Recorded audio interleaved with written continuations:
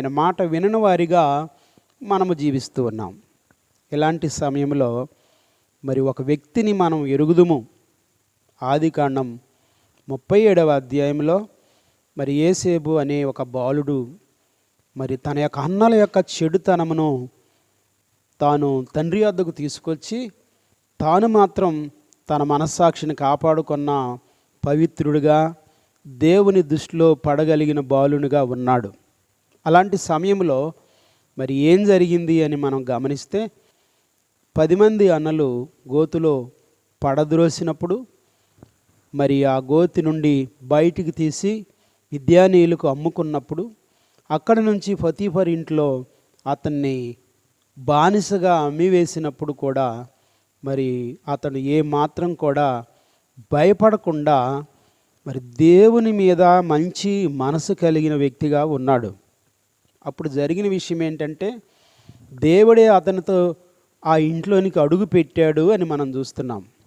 ప్రియమైన దేవుని పిల్లలారా, మొట్టమొదటిగా మనం జీవిస్తున్నటువంటి ఈ జీవితంలో దేవునికి మొదటి స్థానం ఇచ్చి దేవుని ఎడల యథార్థ హృదయం మనం కలిగి ఉన్నట్లయితే ఆయన మనలను బలపరుస్తారు అంటంలో ఏమాత్రం సందేహం లేదు. తన ఎడల యథార్థ హృదయం గల వారిని బలపరుచుటకై యెహోవా కనుదృష్టి లోకమంతటా సంచారం చేస్తుంది అని మనం గమనిస్తున్నాం. దేవుని ఎదుట నేను పాపం చేయకూడదు అని యోసేపు తన జీవితంలో తాను జాగ్రత్తగా తన జీవితాన్ని గడుపుతూ వచ్చాడు. అందును బట్టి ఆయన దీవించబడటానికి ఆ మంచి హృదయమే కారణమైంది. పొతీఫరు భార్య యవనస్తుడై ఉన్నప్పుడు అతను శోధిస్తే తన వస్త్రాన్ని సైతం విడిచిపెట్టి దేవుని యొక్క హృదయాన్ని గెలుచుకున్న వ్యక్తిగా యోసేపును మనం చూస్తున్నాం.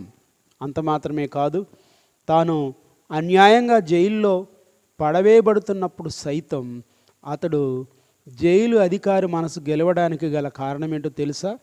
వాక్యం చెబుతుంది, దేవుడే యోసేపుతో జైలులోకి సైతం వెళ్ళాడు. ఇక దేవుని దృష్టిలో యథార్థంగా ఉన్నటువంటి యోసేపు ఐగుప్తు రాజుకు కలరప్పించి దేవుడు ఐగుప్తు రాజుకు కలరప్పించి కలభావం చెప్పడానికి యోసేపును ఐగుప్తు తీసుకుని వెళ్ళినట్లుగా అక్కడ శ్రేష్టమైన ప్రధాని స్థానంలో ఉంచినట్లుగా మనం చూస్తున్నాం. ప్రియమైన దేవుని పిల్లలారా, నీ మనస్సాక్షిని పాడు చేసుకొని దేవుని ఎదుట నేను ఎల్లప్పుడూ ఉన్నాను అనే సంగతి మర్చిపోయి మనల్ని మనం మోసపరుచుకొని భ్రమపరుచు ఈ చీకటి ఆలోచనల మధ్యలో మనము రకరకాల పిచ్చి పనులు చేస్తూ ఆశీర్వాదం లేకుండా మనం జీవిస్తూ ఉన్నట్లయితే ప్రతిరోజు దేవుడు నన్ను చూస్తున్నాడు, నేను ఆయన ఎదుట ఉన్నాను కాబట్టి నా ప్రవర్తన కాపాడుకోవాలి అని ఎవరైతే దేవుని దృష్టికి ఇష్టమైన వారుగా ఉంటారో వారిని బలపరిచి ఘనపరిచి దేవుడు దీవించబోతున్నాడనే సంగతి నేను మీకు చెబుతూ ఉన్నాను. మరి రోజులు గడుస్తూ ఉన్నప్పుడు నీ జీవితాన్ని నువ్వు ఎలాగ గడుపుతున్నావు ఒకసారి ఆలోచన చేస్తావా?